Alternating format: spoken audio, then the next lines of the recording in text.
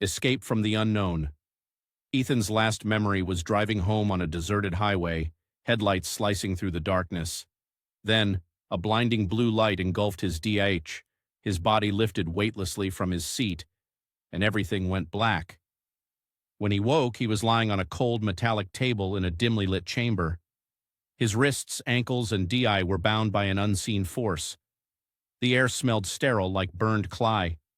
Strange, elongated figures with pale, translucent foreskin hovered over him, their massive black eyes staring into his soul. Aliens.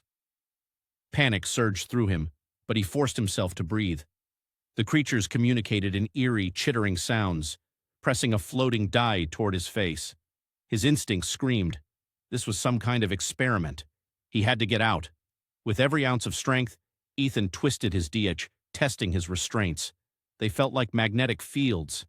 If that was the case, he had an idea. He tensed his body, then suddenly relaxed, going completely limp. His heart pounded as he played dead, hoping the aliens would assume their subject was unconscious. It worked. The bindings flickered for a second. Just enough.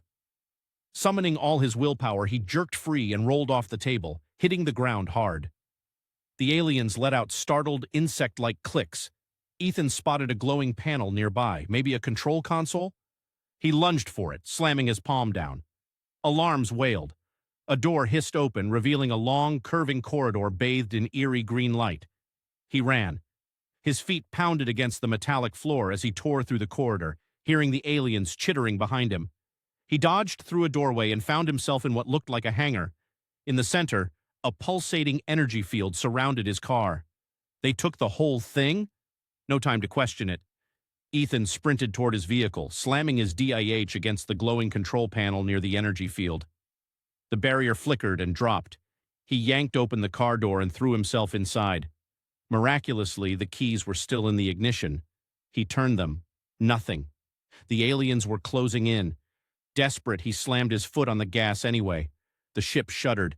Then gravity flipped. His car plummeted straight down. No, out, as if ejected from the ship.